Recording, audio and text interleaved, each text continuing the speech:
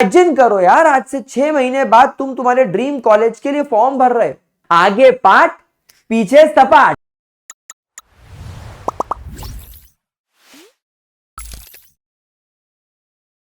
So hi guys, what's up and welcome back to आपका अपना YouTube channel Vedantu JEE made easy. और JEE made easy मतलब हमें कुछ ऐसी बातें भी करनी होगी जो हमारे जेई को इजी बना दे।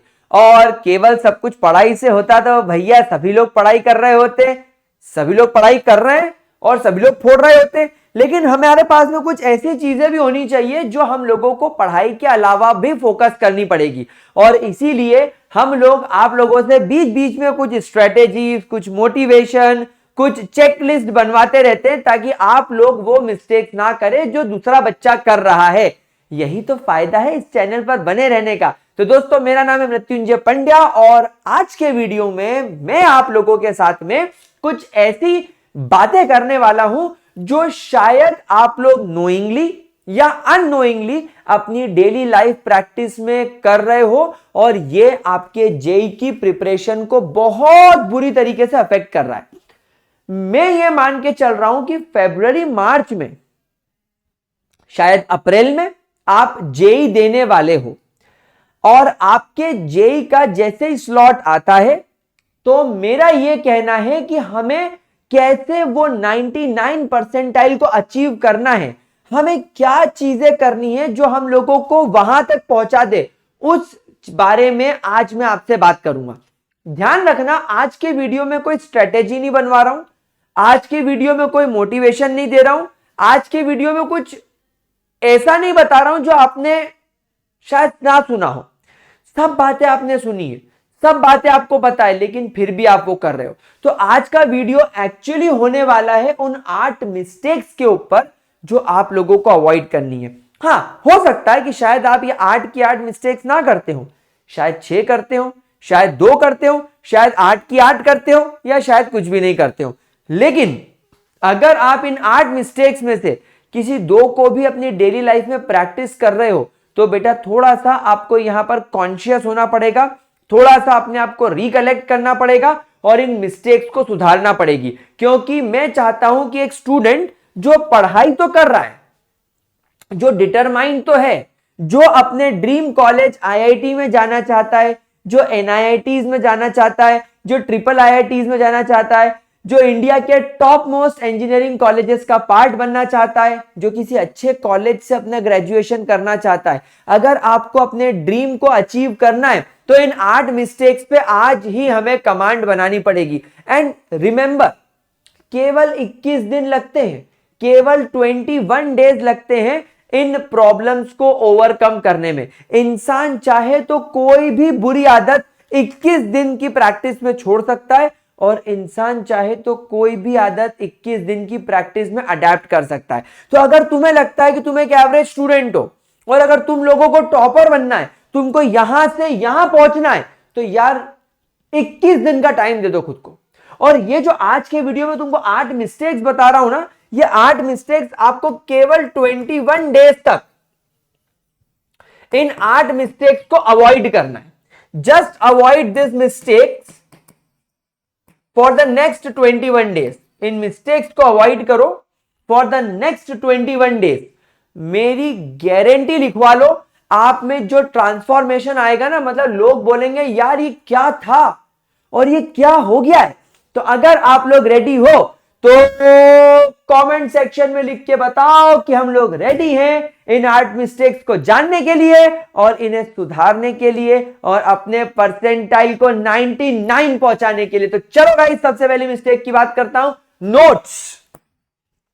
ये वाला पॉइंट थोड़ा लड़कियों पर ज्यादा वर्क करेगा क्योंकि मैंने ये देखा है कि most of the students notes बनाने में हद से ज्यादा टाइम वेस्ट कर देते हैं। हमेशा ध्यान रखना, आप आपके जो नोट्स बनाओगे वो काफी ज्यादा शॉर्ट होने चाहिए। मैंने कई बार देखा है, जनरली केमिस्ट्री में यह होता है कि आप लोग एक चैप्टर की डेफिनेशन लिख रहे हो, फिर उसके कैरेक्टरिस्टिक्स लिख रहे हो। फॉर एग्जांपल सॉलिड स्टेट्स, तुम सॉलिड के सारे कैरेक्टरिस्टिक लिख रहे हो, तुम उसके एग्जाम्पल लिख रहे हो, डेफिनेशन लिख रहे हो, रिमेंबर करके लिख रहे हो ना। जो नोट्स तुम्हारी क्लास में बन गए, जो नोट्स तुम्हारे टीचर ने बना दिए वो सफिशिएंट है। अलग से नोट्स लेकर नहीं बैठना है, सुंदर सुंदर रजिस्टर ला रहे हैं, 4 कलर के पेन ला रहे हैं, नोट्स बना रहे, नहीं। आपके जेई की अप्रोच क्या है? Formula based, numerical based, graph based. Theoretical questions बहुत कम आते हैं, और आते भी हैं तो वो इतने ज्यादा नीट जैसे डिटेल में घुस के नहीं आते, सुपरफिशियल आते हैं। तो नोट्स बनाने में बिल्कुल टाइम वेस्ट नहीं करेंगे। जो नोट्स आपके टीचर ने आपको लेक्चर बनाते वक्त बनवा दिए वो आप लोगों के लिए काफी है। आपकी एनसीईआरटी में, आपकी किताबों में आपको डेफिनेशन मिल जाएगी। हाइलाइटर का इस्तेमाल करो, उनको हाईलाइट करो, आगे बढ़ो। फालतू बकवास में टाइम वेस्ट करने की मेरे बच्चों बिल्कुल जरूरत नहीं है। जो टाइम आप फालतू के नोट्स बनाने में लगा रहे हो उस टाइम को सेल्फ स्टडी में अप्लाई करो। आपको केवल शॉर्ट नोट्स बनाने हैं, और वो शॉर्ट नोट्स भी आपको रिवीजन करने के लिए बनाने हैं। लास्ट मोमेंट पे जब आप एग्जाम देने जा रहे हो तब के लिए बनाने हैं। तो हम मोटे मोटे रजिस्टर लेके तो जाएंगे नहीं। हमारा जेई नाम का एग्जाम है, इस एग्जाम में हम लोगों को न्यूमेरिकल्स करने हैं, ग्राफ करने हैं, हमें ऐसी चीजें करनी है जो हमारी स्पीड बढ़ाए।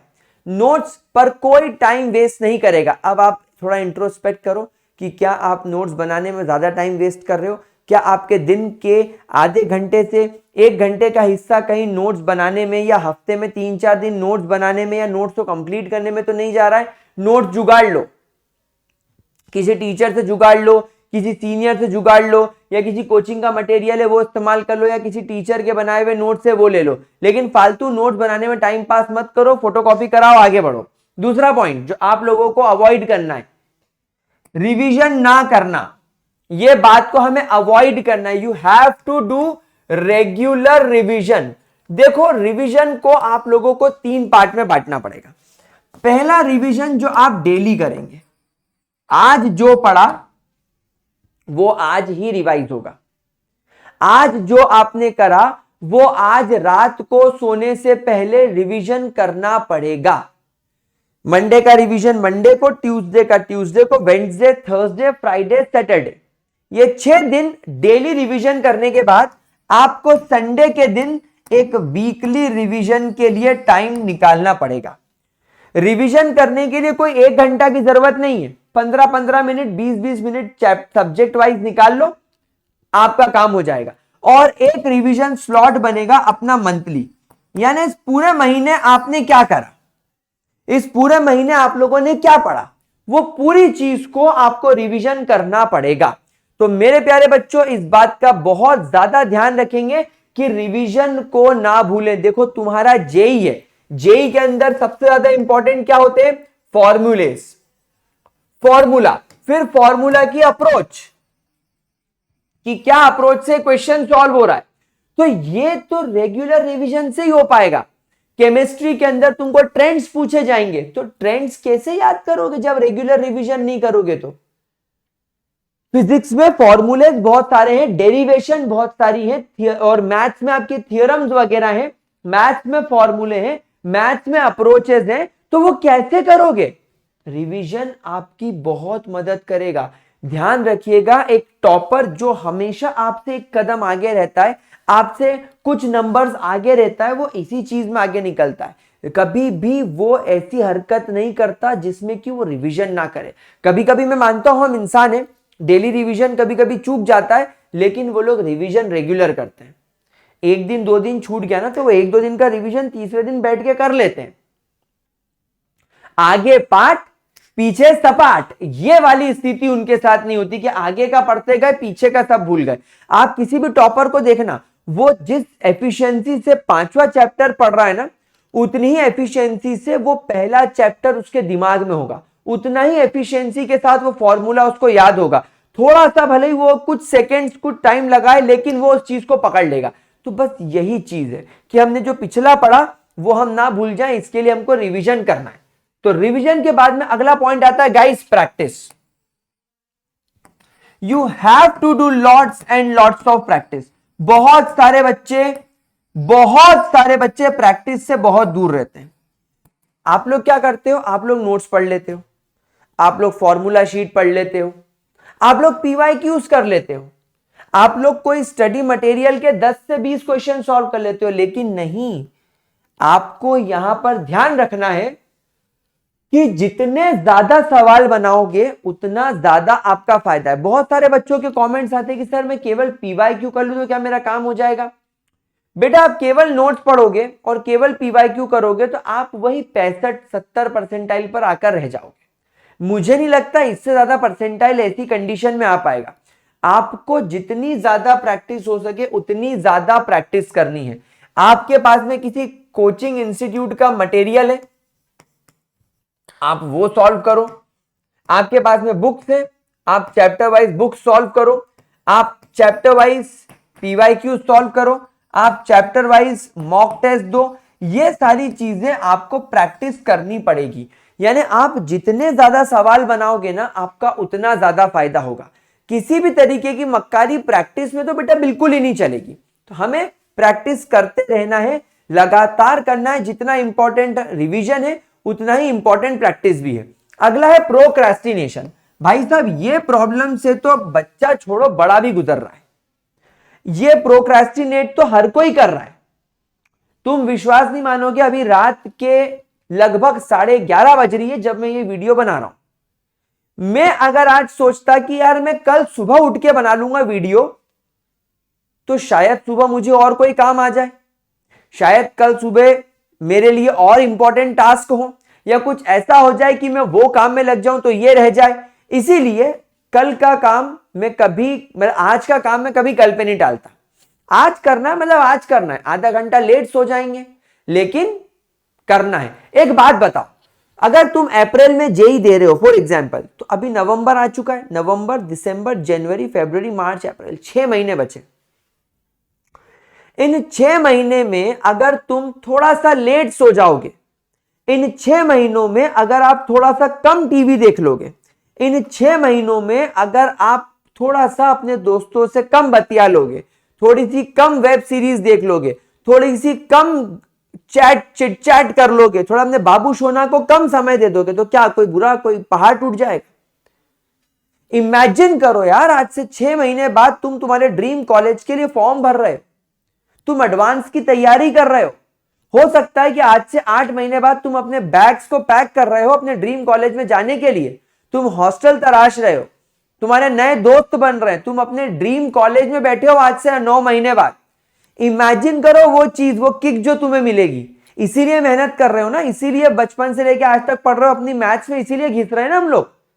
तो अगर हमें ये चीज अचीव करनी है तो क्या हम ये 6 महीने के लिए कल पे टालना बंद नहीं कर सकते चीजों को? अपने ड्रीम के लिए ये 6 महीने मेहनत नहीं कर सकते? कॉलेज में जाने के बाद तो सब स्मूथ है, तुम सब सीख जाओगे फंडे कि कैसे एक रात पहले पढ़ के फोड़ना है, कैसे कौन सा प्रोजेक्ट बनाना है, कैसे क्या अप्रोच करनी, सब सीख जाता है आदमी। बस ये 6 महीने स्ट्रगल के हैं, बस ये 6 महीने थोड़े से मुश्किल है। बाकी इंसान की रोने की आदत तो हर जगह, अपन तो कॉलेज में जाके भी रोएंगे कि सर तो बोलते थे कि 6 महीने पढ़ लो, साला यहां तो 5 साल से घिस रहे हैं, परेशानी हो रही है, कुछ समझ में नहीं आ रहा है। तो मेरे बच्चों, मैंने क्या बोला, अभी रोना छोड़ के ये 6 महीने करने पर फोकस करो। प्रोक्रेस्टिनेशन यानी मैं कल से करूंगा, ये मैं बाद में कर लूंगा, तो नहीं। कल का काम अगर तुम छोड़ दोगे तो फिर वो परसों पे पाइल अप हो जाएगा, परसों नहीं करोगे तो वो उसके अगले दिन पे पाइल अप हो जाएगा। फिर जब आपके ऊपर बोझा बढ़ता जाएगा कि अरे बाप रे, मैंने तो ये चैप्टर मंडे को करना था, आज तो फ्राइडे आ गया, तो मेरे पास में तो ट्यूसडे, वेडनेसडे, थर्सडे का भी काम फ्राइडे पर पाइल अप हो गया, तो आप एक दिन फ्रस्ट्रेट होकर छोड़ दोगे, बोलोगे साला करना ही नहीं, हटा, क्या करूं, मेरे से नहीं हो रहा। तो हमको ये नहीं करना है। हमको अगले 6 महीने बिल्कुल डेडिकेशन के साथ, बिना प्रोक्रेस्टिनेट करे, रोज अपने टास्क को पूरा करना है। एंड जिस दिन जो डिसाइड किया है वही करना है। रिवीजन एक भी दिन नहीं छोड़ना है, प्रैक्टिस करना है मतलब करना है, सेल्फ स्टडी करना है मतलब करना है। ये चीज बहुत ज्यादा इंपॉर्टेंट है। देन गाइस, एक बात बताओ, अभी तुम वर्ल्ड कप देख रहे हो, वर्ल्ड कप चल रहा है, आपने सुना साउथ अफ्रीका को नीदरलैंड जैसी टीम ने हरा दिया, और पाकिस्तान की तो अफगानिस्तान ने बजा दी। मतलब आपने सोचा कि इतनी वीक टीम्स जो शायद बड़ी मुश्किल से वर्ल्ड कप में क्वालिफाई करी है, बहुत अंडर, मतलब उनको एस्टिमेट किया जाता है, एंड किसी भी स्ट्रॉन्ग टीम के सामने वो नहीं टिक सकती। कैसे उन्होंने इतनी स्ट्रॉन्ग टीम को हरा दिया? भाई अफगानिस्तान ने ऑन पेपर देखा कि बाबर आजम जो है उसको अगर मैं बाउंसर डालूंगा तो वो ऐसे हुक करेगा और बाउंड्री पर कैच पकड़ा देगा। तो जब बाबर आजम आया तो उसको बाउंसर ही बाउंसर मारी। बात समझ में आ रही है? क्विंटन डिकॉक स्पिन के सामने फेल है तो उसके सामने स्पिनर को लगाया। आ रही है बात समझ में? मतलब ये जो प्लेयर्स होते हैं अपने मैच के पहले जिस टीम के साथ मैच होता है ना, उसकी कई सारे वीडियो रिकॉर्डिंग्स देखते हैं। हर प्लेयर की वीडियो रिकॉर्डिंग देखते हैं और समझते हैं कि ये किस कमजोरी से गुजर रहा है, इसकी कमजोरी क्या है और इसका स्ट्रॉन्ग पॉइंट क्या है। और जब मैच होता है तो उस स्ट्रेटेजी के हिसाब से खेलते हैं। फील्डिंग वैसी लगती है, बॉलिंग वैसी होती है, सब वैसा होता है, राइट? तो अगर आप कोई जंग लड़ने के लिए उतर रहे हो, अगर आप मैदान में उतर रहे हो, कोई आपको फाइट करनी है, किसी दुश्मन से लड़ना है, तो उसके आपको उसके बारे में कमजोरी और उसकी स्ट्रेंथ पता होनी चाहिए कि नहीं? कि बस घुस गए मैं बाहुबली लड़ूंगा, नहीं, ऐसा नहीं करते ना। तो भाई तुम्हारी लाइफ का सबसे बड़ी जंग तो यही है जो 2024 में होने वाली है। तो इससे बड़ी बैटल क्या है लाइफ में अभी? तो इसके बारे में सब पता होना चाहिए कि नहीं? तो गाइस आपको इस पूरे जेई में फिजिक्स, केमिस्ट्री और मैथ्स का क्या सिलेबस है आपको ये पता होना चाहिए। आपको ये पता होना चाहिए कि मेरे सिलेबस में फिजिक्स में, मैथ्स में और केमिस्ट्री में मेरे लिए इजी चैप्टर्स कौन से हैं, वो कौन से चैप्टर्स हैं जिनको देखकर ही मेरे को चक्कर आ जाता है और मैं गिर जाता हूं। वो कौन से चैप्टर है जो मैं अगर एक बार कंसंट्रेशन से बैठ के कर लूं तो थोड़े से मुश्किल लगेंगे पर हो जाएंगे, मीडियम टफनेस के हैं।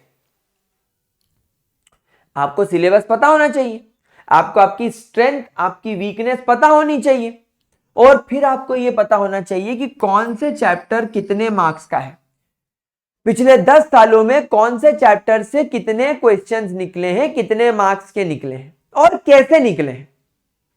फॉर एग्जाम्पल एक बच्चा जो सोचता है कि अरे यार सोल्यूशन चैप्टर केमिस्ट्री का तो बहुत इजी है, मेरे को तो बहुत अच्छे से आता है, और वो उस चैप्टर को करे ही जा रहा है, करे ही जा रहा है, उसके 200 क्वेश्चन कर लिए उसने, लेकिन पता चला कि वो तो 2 साल में एक बार आ रहा है उस चैप्टर से क्वेश्चन, या आ रहा है तो केवल 4 मार्क्स का आ रहा है, एक क्वेश्चन आ रहा है। वही थर्मोडायनेमिक्स और इक्विलिब्रियम से 3-3 क्वेश्चन निकल रहे हैं, लेकिन वो हमको टफ लगता है, हम वो कर ही नहीं रहे। तो आपको पता होना चाहिए कि कौन से चैप्टर से कितने मार्क्स आ रहे हैं और वो चैप्टर आपको इजी, मीडियम या टफ लगता है। अगर टफ लगता है और ज्यादा मार्क्स का आ रहा है तो बेटा उसके लिए अपने को ज्यादा टाइम देना पड़ेगा, उसके लिए ज्यादा मेहनत लगेगी, उसके लिए ज्यादा वीडियो लेक्चर देखने पड़ेंगे, उसके लिए ज्यादा प्रैक्टिस करनी पड़ेगी। और एक ऐसा चैप्टर जो हमको बहुत ईजी लगता है और उससे भी ज्यादा क्वेश्चन आ रहे हैं तो वो तो हमने कर ही लिया है, तो मतलब वहां पर हम श्योर होगा ना, हमको कॉन्फिडेंस आ गया ना कि सोल्यूशन का क्वेश्चन आएगा तो मैं बना लूंगा, सारे टाइप के क्वेश्चन मैंने कर लिए। ऐसा भी हो सकता है कि कुछ चैप्टर बहुत टफ लग रहे हो और वो 3 साल में एक बार आ रहा हो, या आ रहा हो तो सिर्फ 4 नंबर का आ रहा हो, छोड़ दो, नहीं करना है इसको, आखिरी में देखेंगे। इस टफ चैप्टर के लिए अपना टाइम वेस्ट नहीं करूंगा। तो आप आपका टाइम मैनेजमेंट कर सकते हो, आप इस पर्टिकुलर पॉइंट से बहुत सारी चीज कर सकते हो, लेकिन वही क्या होता है आप देखते ही नहीं हो, आपको पता ही नहीं है कि एनालिसिस क्या है मार्क्स का, वेटेज का। तो अगर आपने नहीं देखा है तो इसको जरूर देख लेना, देन गोइंग फॉर 100%।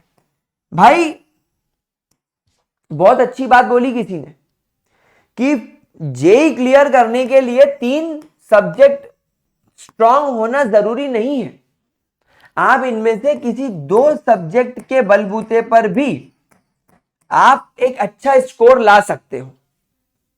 आप अपने 2 चैप्टर की स्ट्रेंथ पकड़ लो, तीसरा जो आपका सब्जेक्ट है ना, अगर वो मॉडरेट पे भी रह जाएगा ना तो कोई प्रॉब्लम नहीं है। एंड यहां पर आजकल परसेंटाइल सिस्टम की वजह से एक्यूरेसी बहुत मेंटेन करनी पड़ेगी। You have to maintain the accuracy, कितने एक्यूरेट हो आपको उस पर फोकस करना है। आप ज्यादा क्वेश्चन लगाओ, पूरा सिलेबस पढ़ के जाओ, उसके लिए नहीं हमको पचना है। Don't go for 100%। अगले 6 महीने में जैसे अभी आपने देखा कि यार ये चैप्टर टफ है, ज्यादा मार्क्स का रहा है, ज्यादा मेहनत करो, ये चैप्टर टफ है, इससे क्वेश्चन नहीं बन रहे, छोड़ दो। ऐसे हर सब्जेक्ट में कुछ चैप्टर्स हैं जिन्हें आप छोड़ सकते हो, एंड छोड़ दो। हमारा टारगेट 100% मार्क्स लाना नहीं है, हमारा टारगेट है 100% पहुंचना। परसेंटाइल का मतलब है आपसे पीछे कितने स्टूडेंट हैं। तो आपको अपनी एक्यूरेसी पर वर्क करना है। आपको 100% सिलेबस कंप्लीशन, 100% कॉन्सेप्ट आना, इस पर नहीं करना है।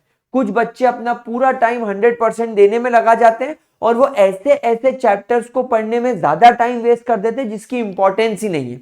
तो ये बात थोड़ी सी आप लोगों को ध्यान रखनी पड़ेगी। देन अगला है मॉक टेस्ट। आप लोग जितने ज्यादा टेस्ट दो उतना ज्यादा फायदा है। तो you have to give more and more mock test. लेकिन एक जनरल स्टूडेंट क्या गलती करता है? नोट्स पढ़ लिए, एक बुक के क्वेश्चन सॉल्व कर लिए, किसी कोचिंग का मटेरियल सॉल्व कर लिया। अब देखो प्रॉब्लम कहां आती है। अगर स्ट्रक्चर ऑफ एटम नाम का चैप्टर आप पढ़ने बैठे, आपने एक बुक खोली, बुक के शुरुआती questions C is equal to lambda mu वाले कॉन्सेप्ट पर है। उसके बाद के questions E is equal to H C by lambda Planck's constant पर है। उसके अगले वाले वो लेमडा वाले पर है, lambda bar is equal to 1.10967 bracket में 1 अपॉन लेमडा 1 का स्क्वायर माइनस 1 अपॉन लेमडा 2 का स्क्वायर, वो फॉर्मूला लगा दिया। आखिरी वाला डी ब्रोगली पर है, उसके आखिरी वाला अफबाऊ पर है, बाऊ बाऊ बाऊ बाऊ बाऊ। समझ में आ रही बात आपको? तो आपको तो पता है बुक सॉल्व करते वक्त कि यार ये 50 क्वेश्चन ये फॉर्मूले से होंगे, ये 50 क्वेश्चन ये फॉर्मूले से होंगे। लेकिन जब तुम एग्जाम देने बैठोगे और तब अगर एक क्वेश्चन आ गया, तब उसमें क्या अप्रोच लगाओगे? तब तो आपको नहीं पता ना कि ये पर्टिकुलर क्वेश्चन कौन से टॉपिक से उठ के आया है, नहीं पता रहेगा ना। रेडॉक्स, इलेक्ट्रो और मोल कॉन्सेप्ट ये सब इंटरलिंक्ड है। तो जब आप मोल पढ़ोगे तो केवल मोल के क्वेश्चन होंगे, इलेक्ट्रो पढ़ोगे तो केवल इलेक्ट्रो के होंगे, रेडॉक्स पढ़ोगे तो केवल रेडॉक्स का होगा। लेकिन जब जेई का मॉक दोगे तब कौन सा क्वेश्चन आया है, उसमें इलेक्ट्रो की अप्रोच लगेगी कि रेडॉक्स की अप्रोच लगेगी, कैसे पता चलेगा? तो मॉक टेस्ट देने पर हमें पता चलता है कि हम कितनी सही अप्रोच लगा रहे हैं। मेरे हिसाब से आप लोगों को कम से कम 2 अलग अलग इंस्टीट्यूट के मॉक्स तो होने ही चाहिए, और 2 से 3 अलग अलग इंस्टीट्यूट के मॉक्स दोगे तो और ज्यादा मजा आएगा। जितने ज्यादा मॉक टेस्ट दोगे उतना ज्यादा मजा आएगा। एंड रिमेंबर, ये मॉक टेस्ट कोई बुक के नहीं होने चाहिए। बुक का मॉक कभी मॉक नहीं मानता मैं, क्योंकि पीछे आंसर रहता है, आंखें वहां चली जाती है। जितनी आंखें तुम्हारी लड़कियों पे या लड़कियों की लड़कों पे नहीं जाती, उतनी तो यहां चली जाती है। तो ये बात ध्यान रखना कि जो मॉक टेस्ट है, ये मॉक टेस्ट हमें ऑनलाइन देने हैं। आप घर बैठे बैठे भी कहीं पर भी इसके लिए एनरोल कर सकते हो, वो कोई प्रॉब्लम नहीं है। आपकी जहां इच्छा वहां की एनरोल करो, लेकिन मॉक टेस्ट दो, डेली मॉक टेस्ट दो, जितने ज्यादा हो सके उतने ज्यादा मॉक टेस्ट दो। 6 महीने की बात है, पैसे को लेके मत रो, कर लो एनरोल और टेस्ट दो। और इस मॉक टेस्ट के रिजल्ट को फिर प्रॉपर तरीके से एनालाइज करो कि यार मैंने कहां पर गलती करी, मेरे से कौन से क्वेश्चंस नहीं बने, मेरे से कौन से चैप्टर के क्वेश्चन नहीं बने, वो सब करो तो आपको समझ में आएगा कि मैं कहां मिस्टेक कर रहा हूं। And guys, last but not the least, एक टू डू लिस्ट। आज मुझे क्या करना है, मुझे कौन सा चैप्टर करना है, मुझे कौन से क्वेश्चंस पिछले मॉक में नहीं बने, आज मुझे रिवीजन करना है। एक डेली चेकलिस्ट, एक डेली टू डू लिस्ट होनी चाहिए। और वो टू डू लिस्ट रात में सोने के पहले पूरी चेक होनी चाहिए। Yes, all done. अगर कुछ छूट जाए तो उसको अगले दिन के लिए कैरी फॉरवर्ड करो और अगला दिन स्टार्ट होते ही वो चीज सबसे पहले कंप्लीट करो। तो टू डू लिस्ट आपके पास में होनी चाहिए। तो गाइज, अगर आप लोगों ने इतना कर लिया तो मेरी गारंटी है कि आप लोगों का ये जो ड्रीम परसेंटाइल है 99, ये कहीं नहीं गया। ये बहुत इजीली आप लोग अचीव कर लोगे।